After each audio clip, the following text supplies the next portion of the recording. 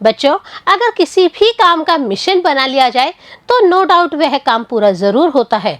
It's okay willingly और not willingly, may be sometime pressed by mother, father और parents और guardians और teachers, but in the last अगर आप उसको एज ए प्रोफेशन अडॉप्ट करते हैं तो आपको जो नेम एंड फेम मिलता है वो आपके लिए ही ना सिर्फ बल्कि पूरे इंडिया के लिए हम कह सकते हैं कि बहुत ही प्राउड मोमेंट्स होते हैं। सेम विद आवर राइटर कुमुदनी लखिया मैम। हम कुमुदनी लखिया मैम को कवर कर चुके हैं हमारे फर्स्ट पार्ट में, जिसमें हमने देखा था कि कैसे कुमुदनी लखिया मैम बचपन से बिल्कुल भी डांस नहीं करना चाहती थी।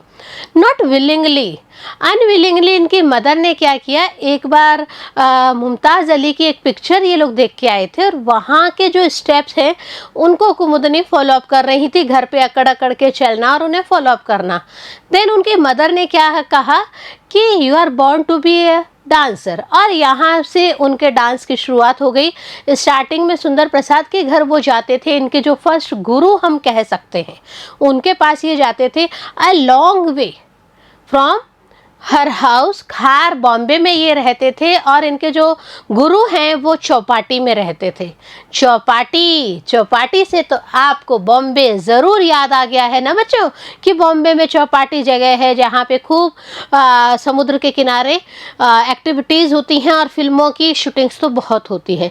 तो उसी चौपाटी के एक क्षेत्र विशेष में इनके गुरु सुंदर प्रसाद रहते थे। हम सुंदर प्रसाद की बात करते हैं तो उनका घर इतना दूर था, इनका हम कह सकते हैं कि उनकी मदर को अनविलिंगली या विलिंगली वहाँ पे 1 घंटा अपना बैठना भी पड़ता था, जहाँ पे जो बैठने की कंडीशंस थी वो भी सूटेबल नहीं थी। बट उनका एक ही एम था कि उनकी बेटी कुमुदनी को डांस प्रैक्टिस होनी चाहिए, और इसके लिए पता क्या क्या होता था बच्चों, इतना क्राउडेड ट्रेन में उनकी मदर अपनी बेटी को लेके चलती थी, ऐसी बेटी जो पूरे टाइम स्कूल जाके थकी हुई होती थी, बट फिर भी वो उनको लेके सबसे पहले क्राउडेड ट्रेन में जाती थी, देन आफ्टर बस पकड़ती थी और बस के बाद में फिर पैदल। It means 45 minutes one way का उनका ट्रैफिक होता था। सेम कंडीशन इन द वापस जब वो आते थे तो भी सेम कंडीशन ही होता था उनका। और हम क्या देखते हैं कि ये जो टाइम इन्होंने बिताया ये बहुत ही हम कह सकते हैं कि विलिंगली और अनविलिंगली, लेकिन इनकी मदर की एक धुन थी कि मेरी बेटी को मुझे डांसर बनाना है, और इसके लिए वो जी जान से लगी रहती थी। इट्स ओके एक टाइम पीरियड हुआ जहाँ पे हम देखते हैं कि जब ये 7 साल की थी तो इनका प्रैक्टिस गोइंग ऑन हो गया था। 9 इयर्स की हुई तो इनके फादर क्या करते थे, एक इंजीनियर थे, उनको टाइम टू टाइम ट्रांसफ़र लेना पड़ता था। रीज़न बिहाइंड इट कि मिलिट्री मूवमेंट्स चल रहे थे, हमारे इंडिया का भी इंडिपेंडेंस वॉर चल रहा था, सेकेंड वर्ल्ड वॉर चल रहा था, प्लस मूवमेंट्स जो है वो काफ़ी ज़्यादा हो रहे थे। तो उन सब में इनका जो बचपन है वह बीता, और इनके फादर कभी इलाहाबाद, कभी नैनी, तो कभी दिल्ली, जहाँ जहाँ मिलिट्री मूवमेंट होते थे वहाँ पे उनके काम के लिए एज एन इंजीनियर उन्हें वहाँ पे अपनी सर्विस प्रोवाइड करनी पड़ती थी। रिजल्ट क्या हुआ कि कुमुदनी के लिए फैसला लिया गया कि इनको क्या किया जाए, हॉस्टल में शिफ्ट कर दिया जाए, और भी बहुत कुछ। सबसे बड़ी बात है कि चाहते और न चाहते हुए भी कुमुदनी मैम ने क्या किया, बहुत अच्छा अपना परफॉर्मेंस किया, और हम देखते हैं कि कैसे इन्होंने पद्मश्री अवार्ड 1987 में कैसे इनको स्वतंत्रता आंदोलन के 50 साल पूरे हुए थे तो गुजरात का नगर भूषण अवार्ड से सम्मानित किया गया।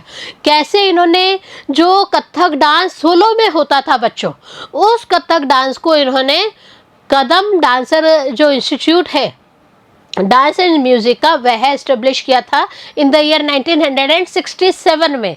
और उसके द्वारा इन्होंने क्या किया बच्चों, इन्होंने सोलो डांस जो कथक का होता था उसकी बजाय इन्होंने प्रीफर किया ग्रुप डांस, कथक का ग्रुप डांस।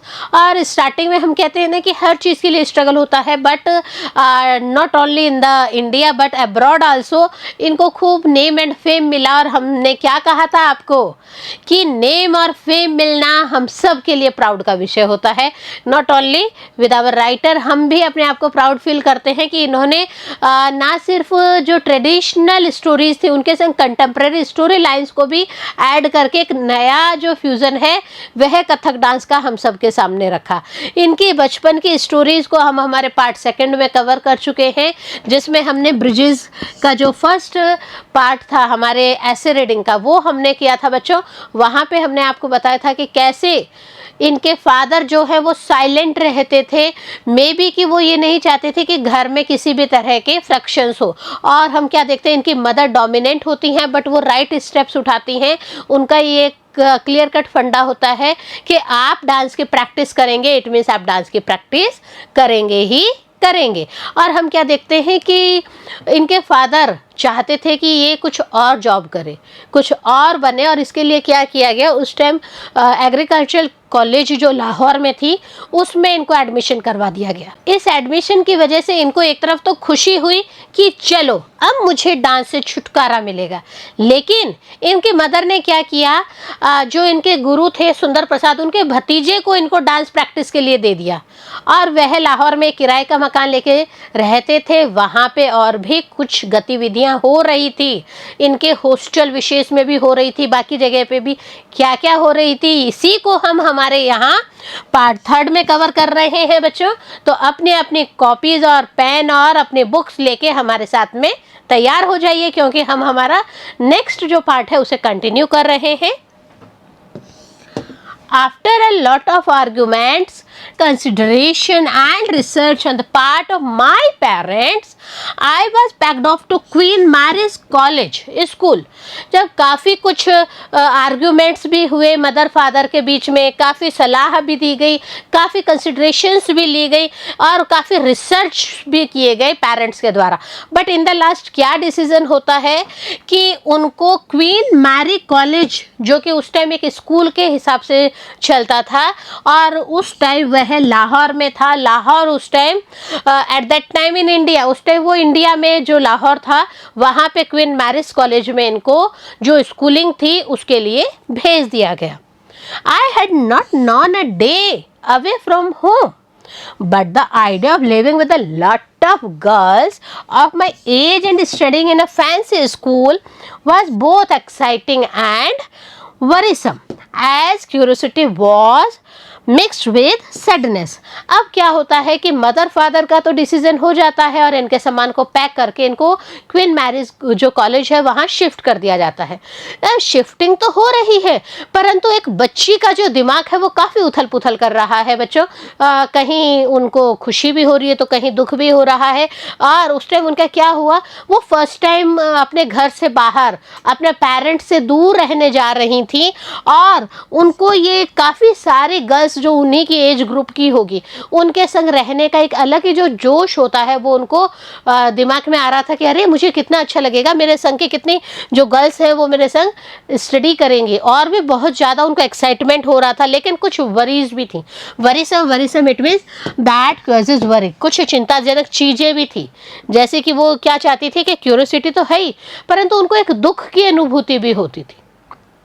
पेरेंट्स से दूर, फर्स्ट टाइम, ठीक है बराबर की लड़कियां होगी बट कैसा माहौल होगा, कौन वहाँ मुझे कैसे ट्रीट करेगा, ये जो उनका टेंशन था, वरी था, ये भी इनको कहीं ना कहीं सैडनेस की तरफ, दुख की तरफ ले जा रहा था।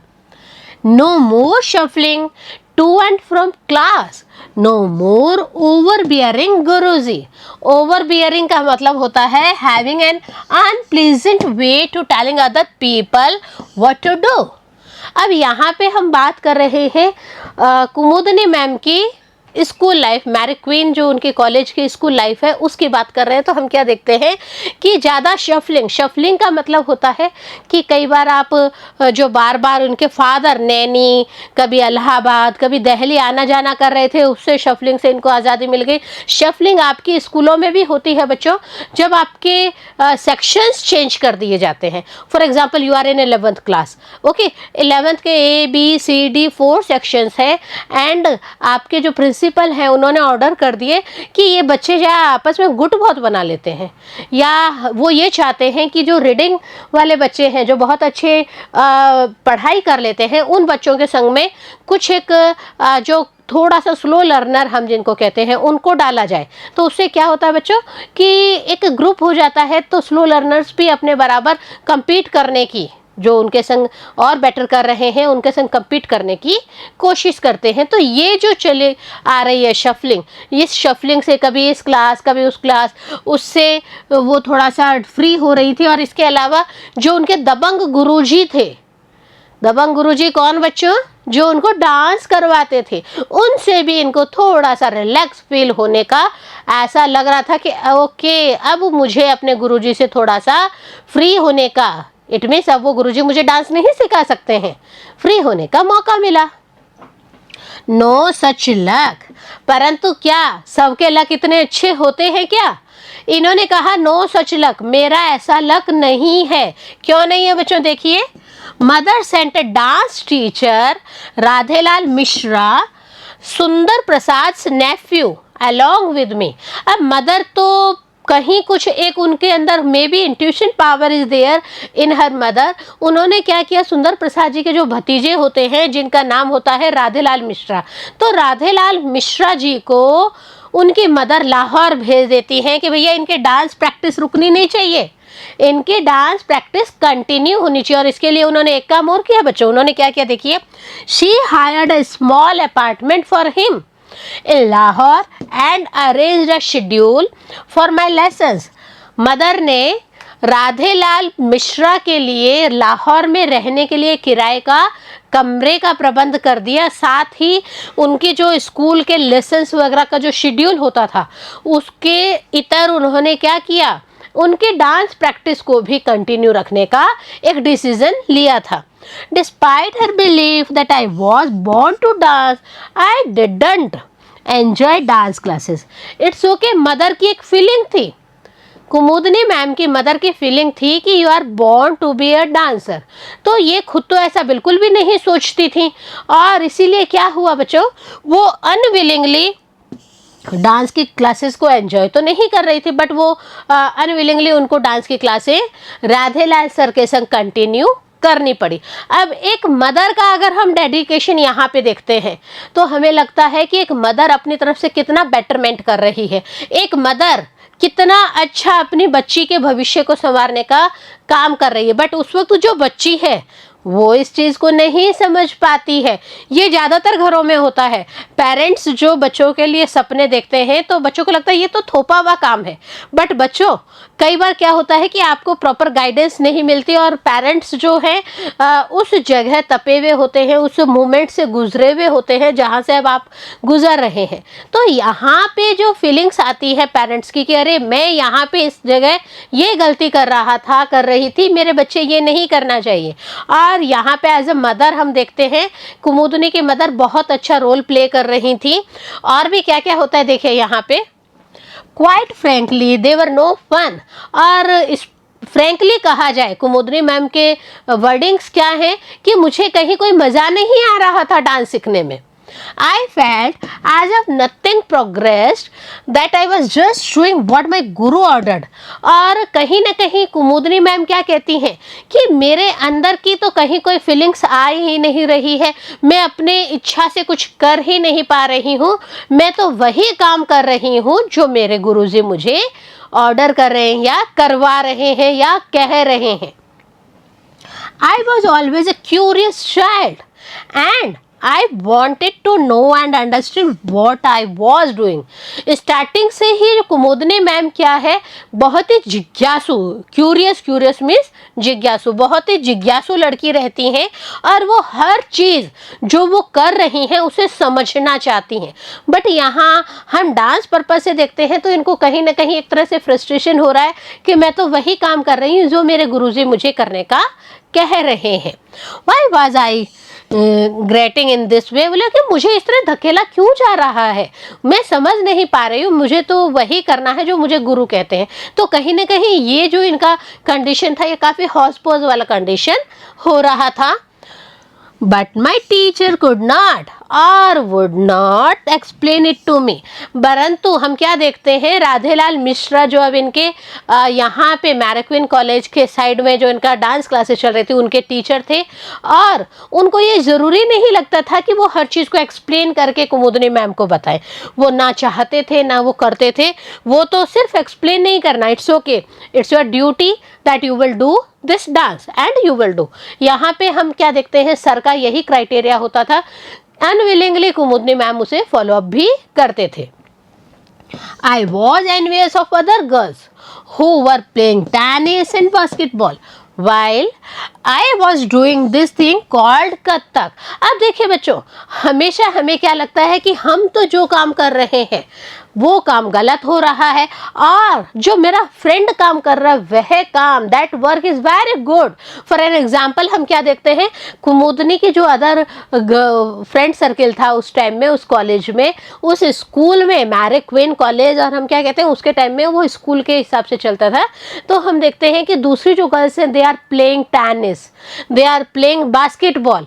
बट हम कुमुदनी मैम का पार्ट देखते हैं उस टाइम बिंग, तो हम क्या देखते हैं, she is only practising for Kathak. तो कहीं ना कहीं अनविलिंगनेस और ज़्यादा इनके ऊपर हावी हो जाती थी कि देखिए मेरे बराबर की लड़कियां तो ये काम कर रही हैं और हम जो है इस काम को कर ही नहीं पा रहे हैं। My mother convinced the principal, a Britisher, that to dance was a form of prayer and that she could not curb religious freedom. अब देखिए मदर जो है, नो डाउट मदर ने बहुत अच्छा रोल प्ले किया है, और उन्होंने क्या किया, कुमुदनी मैम की जो प्रिंसिपल थी, जो कि एक ब्रितानवी लेडी थी, ब्रिटेन से बिलोंग करती थी, उनको कन्विंस करने में वो सफल हो गई कि ये जो कथक डांस है ना, ये डांस एक तरह से गॉड की प्रेयर करने के समान है, भगवान की प्रार्थना करने के समान है, और इस हिसाब से हमें जो रिलीजियस फ्रीडम है वो भी हमें मिलती है। हमें अपने जो धार्मिक आज़ादी है वो ज़रूरी है, और धार्मिक आज़ादी में हम प्रेयर कर रहे हैं गॉड के लिए, और इसीलिए हम कथक कर रहे हैं। ये it is the point of view of Kumudini's mother which she told to her principal. Okay, having spent several years in a school where most of our teachers were British, I have come to like their form of discipline। अब सबसे important बात इनकी life की यहाँ पे भी आती है, प्लस हम इनके गुरु में भी इसी चीज़ को देखते हैं। वह चीज़ क्या है बच्चों, स्कूल में इन्होंने काफ़ी साल बिता लिए थे, और काफ़ी साल बिताने के बाद में हम क्या देखते हैं, इनके जो टीचर्स थे वो ज़्यादातर ब्रिटिश टीचर्स थी, और उनका सबसे पहला और आखिरी काम क्या था, बच्चों को डिसिप्लिन के अंदर रखना। बच्चों हम आपसे भी बार बार यही तो कोशिश करते हैं, आपसे भी तो यही कहते हैं कि बच्चों अगर आप डिसिप्लिन में रहेंगे तो आप लाइफ का जो बेटरमेंट है वह ज़्यादा अच्छे से कर पाएंगे। सेम विद कुमुदनी, उनके सारे टीचर्स ब्रिटिश थी, और उस टाइम में उनका एक ही मोटो होता था कि बच्चों को डिसिप्लिन में रखना। हम देखते हैं कि हमारे जो इंडियन टीचर्स हैं वो भी तो यही काम करते हैं। इट्स ओके, उस टाइम उनका जो कॉलेज था, उस कॉलेज या स्कूल का हम बात करें, उनका स्कूलिंग पूरा यहीं पे हुआ था। हम बार बार उसको कॉलेज इसलिए कह रहे हैं बच्चों क्योंकि वह मैरिक्विन कॉलेज के नाम से मशहूर था, और वहाँ पे बच्चों की स्कूलिंग भी होती थी। तो यहाँ पे जो डिसिप्लिन का काम है, वह डिसिप्लिन का काम कुमुदनी मैम ने किससे सीखा बच्चों, अपनी ब्रिटिश टीचर्स के थ्रू सीखा था। Discipline in one's daily routine does bring discipline in thinking. सबसे बड़ी बात है कि आप अपनी ज़िंदगी में अगर डेली रूटीन में डिसिप्लिन को फॉलो अप करेंगे तो सबसे बड़ी बात क्या होगी कि आपके जो विचार होंगे, आपके मस्तिष्क में, माइंड में, what are the thoughts going on in your mind, तो आप क्या देखेंगे कि वहाँ पे भी तो डिसिप्लिन होगा। आप खुद कोई गलत काम करेंगे उससे पहले बैकफुट पे आ जाएंगे। नहीं, जब कोई भी मुझे नहीं देख रहा है, on that time God is everywhere, और गॉड की जो आंखें हैं उससे कोई नहीं बच सकता है। तो अच्छे विचार आना दिमाग में, यह भी तभी पॉसिबल है जब आप डेली रूटीन में डिसिप्लिन को फॉलो अप करते हैं। You begin to place your thoughts in neat little piles the way you do your uniforms and shoes. अब देखिए कितनी बड़ी बात कुमुदनी मैम ने कहा है कि जैसे आप यूनिफॉर्म्स और शूज़ को एकदम अच्छे रखते हैं, आपकी यूनिफॉर्म वेल ड्राइंग होना चाहिए, क्लीनिंग उसका अच्छा होना चाहिए, उनका आयरन अच्छा होना चाहिए, आपके शूज़ हैं वो भी एकदम पॉलिश्ड शूज़ होने चाहिए। इसी तरह से जो विचार है वह भी बहुत अच्छे होने चाहिए। It was 3 weeks before the final school examination. बच्चों बहुत अच्छी पढ़ाई चल रही थी, सब कुछ इनका स्मूथली चल रहा था, डांस प्रैक्टिस इनकी स्मूथली चल रही थी। लेकिन होता क्या है, अचानक इनके जो फाइनल एग्ज़ाम्स होते हैं उन फाइनल एग्ज़ाम से मात्र 3 weeks पहले कुछ इंसिडेंट अकर्ड होता है। व्हाट इज़ द इंसिडेंट, और उस इंसिडेंट का कुमुदनी मैम के एग्ज़ाम्स पे और कुमुदनी मैम के लाइफ पे क्या फ़र्क पड़ता है। Let's read here. Matriculation at that time when my life change dramatically. उस टाइम क्या कर रही थी बच्चों, इनके school examination, it means 10th class के फाइनल एग्जाम्स में मात्र 3 weeks बाकी थे। इनकी जो लाइफ है बिल्कुल चेंज हो गई, ड्रामेटिकली उसमें चेंज आया। Reason behind it, I was called to the principal's office.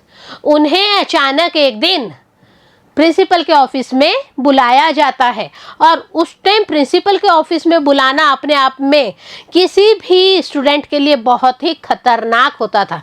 क्या क्या खतरनाक चीज़ें उसमें शामिल थी, पहले हम आपको यह बताते हैं यहाँ पे। What had I done? मैंने ऐसा क्या कर दिया कि मेरे को प्रिंसिपल ऑफिस में बुलाया जा रहा है।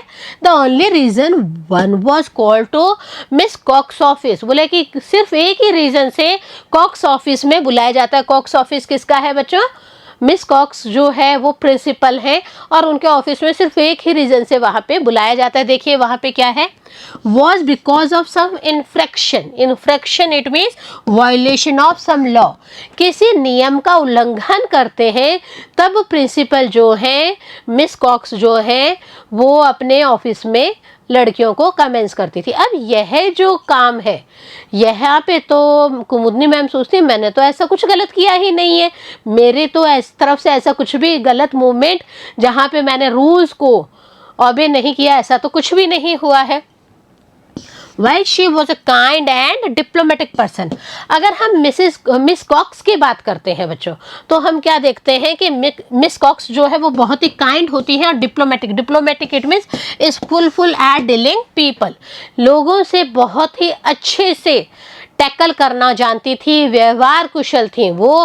तो यहाँ पे सोचना कंटिन्यू है कुमुदनी मैम का कि अरे मेरी मैम तो बहुत ही काइंड है, बहुत ही डिप्लोमेटिक है। इसके अलावा she was also strict and firm and later. इसके अलावा सबसे बड़ी बात क्या है, काइंडनेस है, डिप्लोमेसी है, बट इसके अलावा वो एक बहुत ही स्ट्रिक्ट लेडी है, और जो भी लड़की जो है रूल्स को फॉलो अप नहीं करती हैं वो उन्हें पनिश जरूर करती हैं। बट यहाँ पे रूल्स फॉलो वाला रीज़न है या नहीं है, इस चीज़ को भी हमें ज़रूर पढ़ना चाहिए। When I was myself became a teacher, I was influenced by her demeanor। अब देखिए यहाँ पे एक चीज़ को फोर्सफुली और इम्प्रेशन डालने के लिए और हम सबको एक लेसन सिखाने के लिए कुमुदनी मैम ने क्या कहा, इनका ये जो तरीका है मेरे प्रिंसिपल का, इसको मैंने भी अपनी लाइफ में फॉलोअप किया। कब फॉलोअप किया बच्चों, जब वो खुद टीचर बन गई। कुमुदनी मैम जब खुद टीचर बन गई तो उन्होंने उनका ये जो डिमेन्योर था, demeanour it means the way a person behaves, किसी भी व्यक्ति को कैसे बिहेव करना चाहिए। क्वालिटीज़ तो बता ही रहे हैं प्रिंसिपल की, इसके अलावा और क्या क्या होना चाहिए ये सब कुछ कुमुदनी मैम ने सीखा अपनी प्रिंसिपल से। और यह हर किसी की लाइफ में बहुत ही इम्पोर्टेंट बात होती है बच्चों। आप भी किसी से भी कोई भी चीज़ इम्प्रेस्ड हो सकते हैं, उसके व्यवहार से, उसके काम से, उसके बोलने के तरीके से। और सबसे बड़ी बात है कि आप कोई काम कर रहे हैं उसमें उनका क्या योगदान है, आपकी लाइफ में उनका क्या योगदान है, आपके काम में उनका क्या योगदान है, यह भी बहुत इम्पोर्टेंट पार्ट होता है। As I approach the office, परंतु यहाँ पे तो हमने अभी बात कर ली प्रिंसिपल के नेचर की, उनके बिहेवियर की। अब मेन बात है कि उनको क्यों बुलाया गया है। कुमुदनी मैम को प्रिंसिपल ऑफिस में बुलाने का कारण क्या है, यह तो जब कुमुदनी मैम खुद ऑफिस में जाएंगी तभी पता चलेगा। तो ये खुद ऑफिस में पहुंचती है। I wondered did I forget to put away the tennis rackets after morning play. अब ये उनके माइंड में जो है एक उथल पुथल चल रहा था कुमुदनी मैम के। वो सोचती हैं क्या मैंने मॉर्निंग में खेलने के बाद में टेनिस रैकेट्स को सही जगह पे नहीं रखा था क्या। देखिए डिसिप्लिन में हर बात इंक्लूड होती है बच्चों, इस चीज़ का विशेष ध्यान रखें। तो इनके दिमाग में उथल पुथल चल रही है कि क्या मैंने टेनिस रैकेट नहीं रखा जगह पे।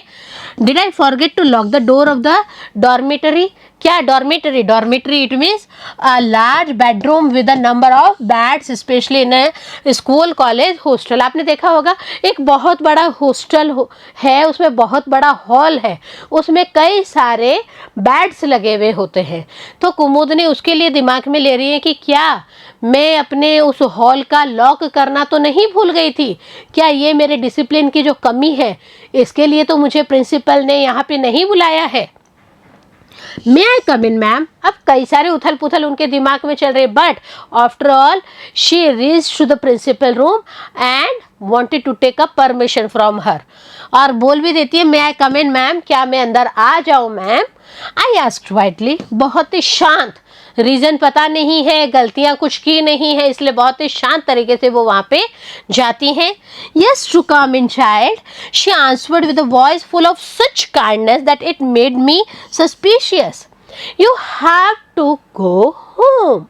अब देखिए यहाँ पे बहुत ही पोलाइटली काइंडनेस भरे शब्दों में जो प्रिंसिपल है वो कुमुदनी को कहते हैं यस यस आप अंदर आइए, एंड उनका सस्पेंस दूर करने के लिए वो क्या कहती हैं, you have to go home, आपको घर जाना होगा। अब बच्चों किसी बच्चे को ये कह दिया जाए कि आपके 10th के फाइनल ईयर का एग्ज़ाम है और सिर्फ 3 हफ्ते बचे हैं एंड बिफोर 3 वीक्स आपके लिए एक ऑर्डर आ जाता है you have to go home, तो उस बच्ची पे क्या हो रहा है। लेकिन कोई ना कोई तो रीज़न होगा ना why she called off to home.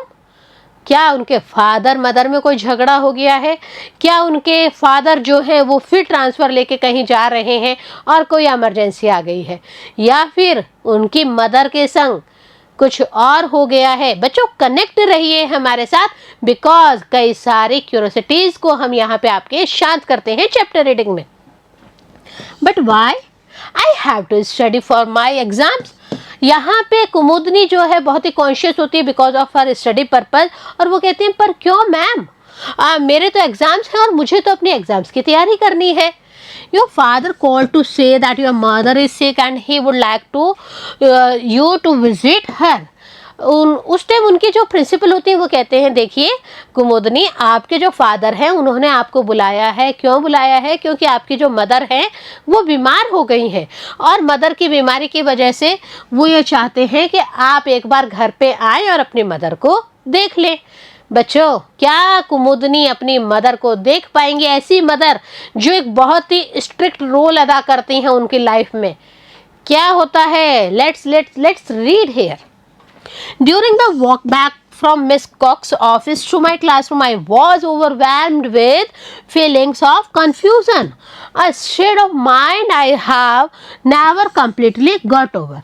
अब हम क्या देखते हैं, जब प्रिंसिपल रूम से वापस वो रिटर्न बैक अपने रूम में आती हैं तो उस टाइम उनके माइंड में series of thoughts are going on in her mind. और हम क्या देखते हैं कि पूरा माइंड जो है वो कहीं ना कहीं उथल पुथल वाले पोजीशन में है कि क्या ऐसा क्या हुआ होगा घर में कि मुझे एग्ज़ाम टाइम में घर पे बुलाया गया है। Even today when I want to create a new piece, the first theme that comes to my mind vibrates with confusion। अब यहाँ पे क्या होता है, कई सारी उथल पुथल उनके दिमाग में चल रही होती है, सिर्फ एक ही कंफ्यूजन उनके दिमाग में वाइब्रेट कर रहा होता है, झंकार कर रहा होता है। Mother was already dad when I arrived. अब यहाँ पे देखिए कन्फ्यूजन्स है पर दूर करने का कोई तरीका नहीं है। ये 36 hours and 3 trains rides later, ये पूरा 36 आवर्स ट्रैवलिंग करती हैं जिसमें इनको 3 बार ट्रेन भी बदलनी पड़ती है। और जब ये घर पहुंचती हैं तो इनके लिए एक शॉक्ड न्यूज़ होती है। शॉक्ड न्यूज़ ये है बच्चों कि उनकी जो मदर है उनकी तो ऑलरेडी डेथ ही हो चुकी होती है। When I saw her motionless and colorless, I finally understood why I had been summoned home.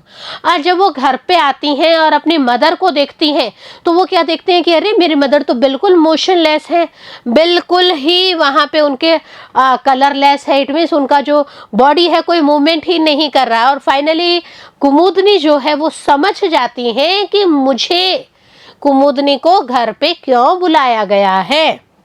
I was 14 years old. और उस वक्त कुमुदनी बच्चों कितने साल की थी? कुमुदनी 14 ईयर्स की थी। The air was still and nobody looked at me. बोले कि वहाँ पे ऐसा एटमॉस्फेयर हो रहा था कि कोई भी मेरी तरफ ध्यान ही नहीं दे रहा था। अब ये जो सिचुएशन है बड़ी क्रिटिकल है। बच्चे इतना दूर से आई हैं, 36 आवर्स का 3 ट्रेन चेंज करके आना, तो कहीं ना कहीं उनका जो स्टोमक है वो भी तो कुलबुला रहा है। इट्स ओके, मदर का डेड बॉडी उनके सामने है और क्या क्या है हम देखते हैं यहाँ पे। I did not know where to turn or what to do with my hands, which hung loose from my body. अब यहाँ पे ये कंडीशन होती है कि कुमुदनी समझ ही नहीं पाती है कि मुझे क्या करना है। उनका हाथ मूवमेंट नहीं कर पाता, कुछ भी नहीं कर पाता। क्यों? क्योंकि उनकी जो बॉडी है वो कुछ डिमांड कर रही है।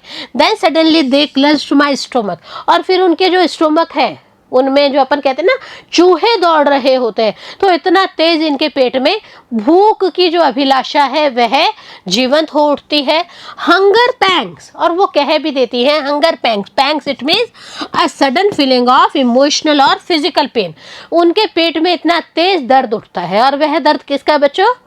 वह 36 आवर से जो रनिंग कर रही हैं, अपना घर के लिए आ रही हैं 3 ट्रेन बदल के, तो उस समय उनके पेट में भूखे मरने की नौबत आ जाती है, क्योंकि वो टेंशन में होती हैं, क्योंकि इतना कुछ मटेरियल नहीं होता है कि वो खा पाए।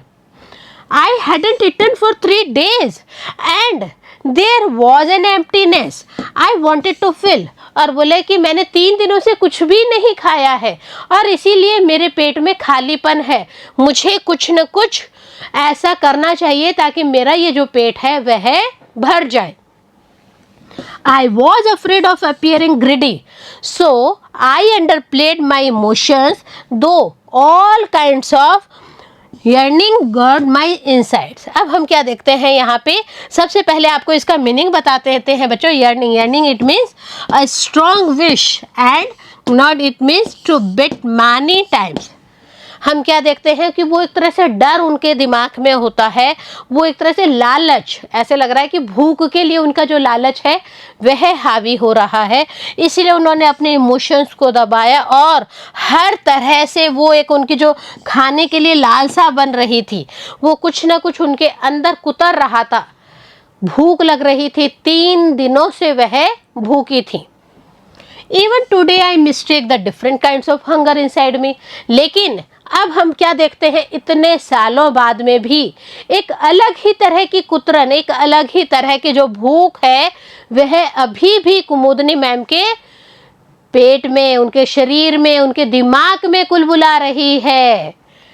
And this is something that shows up in my work. और यह सब किस रिजल्ट के रूप में सामने आ रहा है बच्चों? यह उनके काम के रूप में सामने आ रहा है। The dangling arms find expressions in my choreography. और अब ये जो काम की भूख है ये कैसी है बच्चों? वो जो कोरियोग्राफी करती हैं उस वक्त उनका जो डैंगलिंग आर्म, इट मीन्स यहाँ पे जो उनका एक लटकना, आर्म्स के यहाँ पे उनका जो लटकना है या अलग अलग एक्सप्रेशंस वो देती हैं, वो जो भूख है वो अब यहाँ पे इस रूप में शो हो रही है। In दुविधा और conflict, I examined the plight of a middle class woman who is chained to the traditions of Indian life. अब इन्होंने क्या किया था, अपने कोरियोग्राफी के थ्रू दुविधा या कन्फ्लिक्ट नाम से जो कथक डांस किया था, ग्रुप डांस किया था, उसमें इन्होंने उजागर किया था एक plight. Plight it means difficult और डेंजरस कंडीशन। एक जो लेडी है वो विंडो में खड़ी है लेकिन उसके दिमाग में एक दुविधा चल रही है। किस चीज़ की दुविधा है? मिडिल क्लास फैमिली है, उसके दिमाग में विचारों की श्रृंखला चल रही है। अब भैया मिडिल क्लास फैमिली तो बहुत होती है, एक लेडी क्या सोच सकती है? क्या उसे भी भूख लग रही है? क्या उसे भी आगे कुछ करने की तमन्ना है? या फिर वह कुछ ऐसा चीज़ देखती है जिससे उन्हें लगता है कि अरे मैं भी तो ऐसा कुछ करूं, परंतु क्या देख रही हैं यही तो हमें जानना है बच्चों। और इसके लिए आपको करना होगा थोड़ा सा इंतजार। क्यों? क्योंकि हम हमारे नेक्स्ट पार्ट में करेंगे अपने रिमेनिंग पार्ट को कवर। तो तब तक चैप्टर रीडिंग करते रहें और हमारे साथ बने रहें।